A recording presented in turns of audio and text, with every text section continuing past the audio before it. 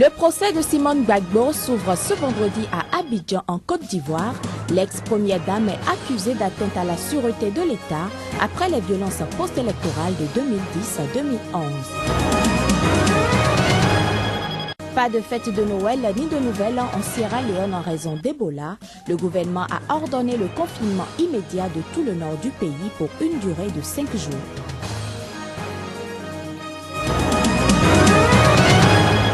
Disant qu'un tsunami a fait environ 220 000 morts en Asie, des milliers de personnes rendent hommage aux victimes.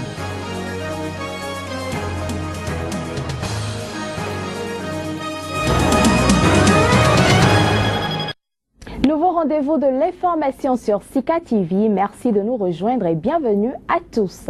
Nous ouvrons cette édition par le procès de l'ex-première dame ivoirienne Simone Gbagbo, accusée d'atteinte à la sûreté de l'État après les meurtrières violences post-électorales de 2010 à 2011.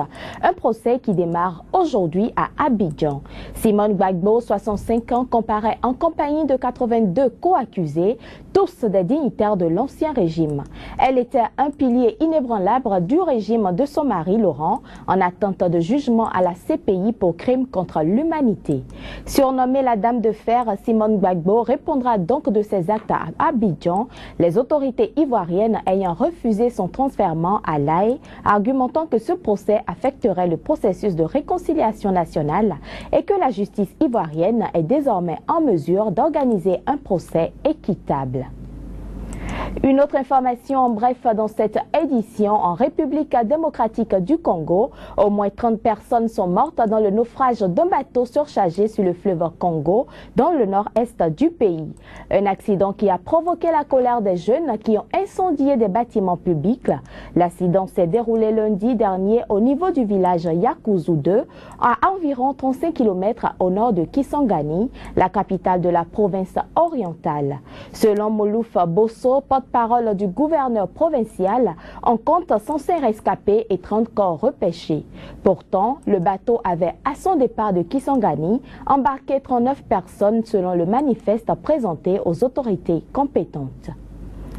En Sierra Leone, les populations sont privées des festivités de Noël et du Nouvel An, à la base l'épidémie d'Ebola qui sévit dans le pays. Le gouvernement a ordonné mercredi le confinement immédiat de tout le nord du pays pour une durée de 5 jours. Des mesures pour enrayer la progression de l'épidémie dans le pays. Sur propos du vice-ministre de l'Information et de la Communication, ce nouveau confinement de 5 jours concerne l'ensemble de la province du nord de la Sierra Leone. Au cours de cette période, les marchés seront fermés. La circulation entre départements et entre localités sera interdite, sauf pour les équipes impliquées dans la lutte contre Ebola. À en croire des habitants de diverses villes, la nouvelle du confinement a été accueillie sans hostilité.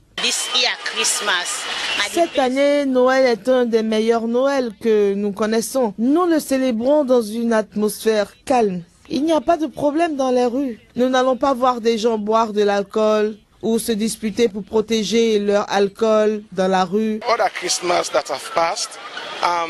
Les autres Noëls étaient de bons Noëls, mais pas celui-ci. Il y a un énorme effondrement économique pour les classes moyennes et même pour les classes supérieures.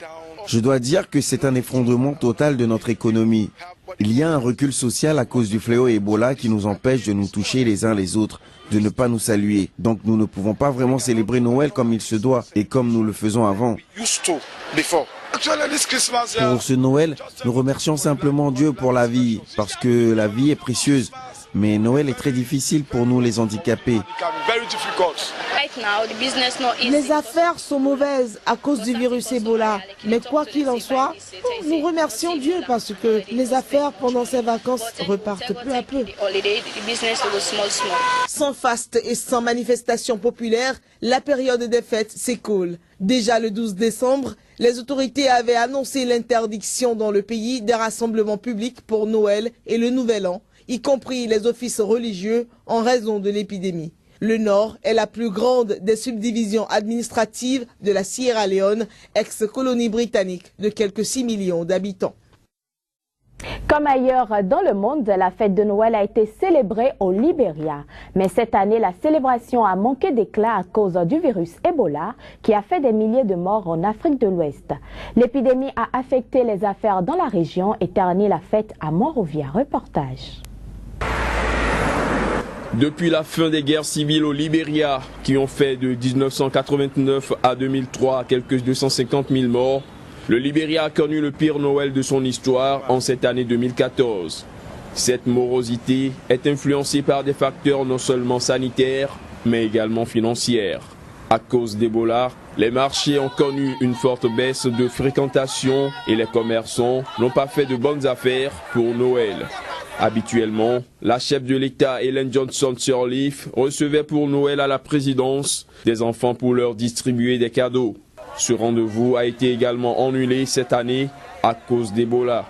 Dans les rues de Monrovia, le cœur n'était pas vraiment à la fête non plus. Il y a bien eu de petits groupes comprenant essentiellement des jeunes et des enfants, arborant masques et déguisements, qui ont dansé pour amuser le public et récolter de l'argent, mais ils n'ont pas atteint la même ampleur que dans le passé et la moisson a été morose. En dépit de Noël morose, les Libériens ont au moins eu la liberté de célébrer la fête comme ils le souhaitaient, contrairement à leurs voisins sierra-léonais et aux habitants de Conakry, capitale de la Guinée, qui, eux, ont été privés de festivités. En bref et en images, quelques dizaines de personnes se sont rassemblées jeudi à Paris, à proximité du ministère du Logement pour la traditionnelle manifestation de Noël de l'association Droit au Logement. Les manifestants portaient notamment une banderole « Un toit, c'est un droit », application de la loi DALO, la loi sur le droit au logement opposable, qui impose depuis 2007 à l'État de trouver un logement social à toute personne qui n'est pas en mesure de se loger par ses propres moyens, mais qui n'est pas suffisamment respecté en Île-de-France selon l'association. Une autre banderole réclamait la baisse des loyers et proclamait non aux expulsions. Jean-Baptiste Ayrault, porte-parole du DAL, a notamment attiré l'attention cette année sur le sort des mineurs à la rue à Paris, notamment plusieurs centaines de jeunes sans papier. Je vous propose de suivre à présent dans une déclaration conjointe Jean-Baptiste Ayrault, le porte-parole de l'association Droit au Logement et de quelques personnes en attente de relogement. Ils sont au micro de nos confrères de l'AFP. On demande encore une fois au gouvernement d'appliquer la loi. Première priorité, appliquer la loi DALO, le droit à l'hébergement opposable. Voilà, et enfin, la loi de réquisition. N'oubliez pas que dans notre pays, nous comptons 2 600 000 logements vacants. On n'en a jamais compté autant.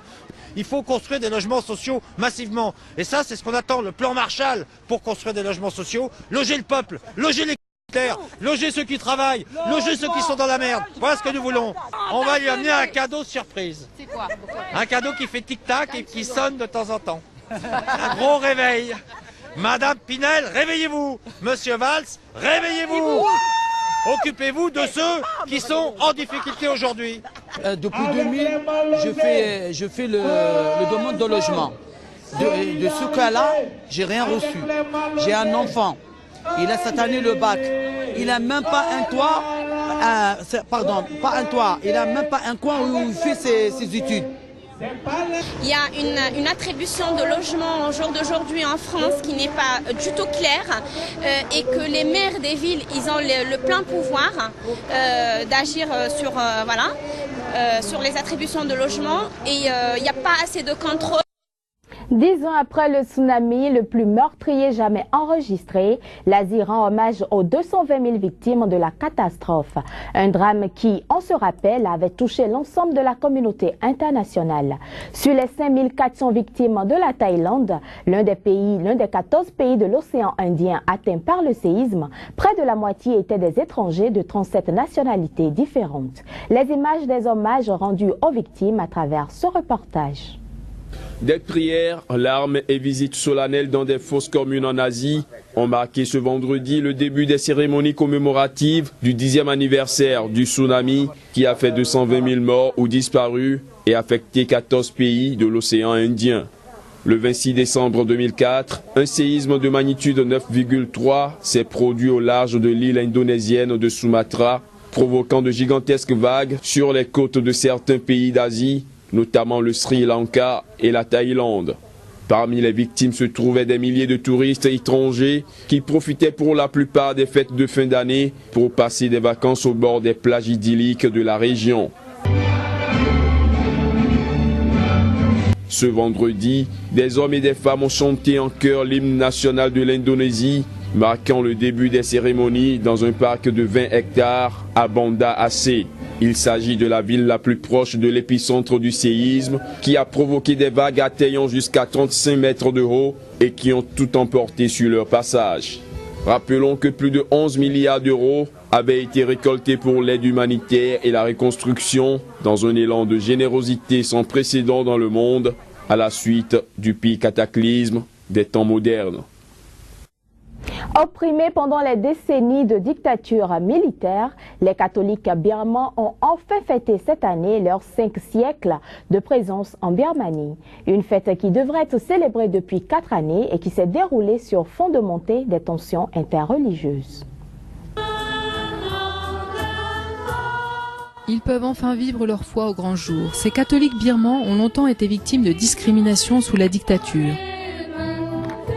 La junte militaire au pouvoir pendant des décennies avait restreint les libertés religieuses dans une Birmanie majoritairement bouddhiste.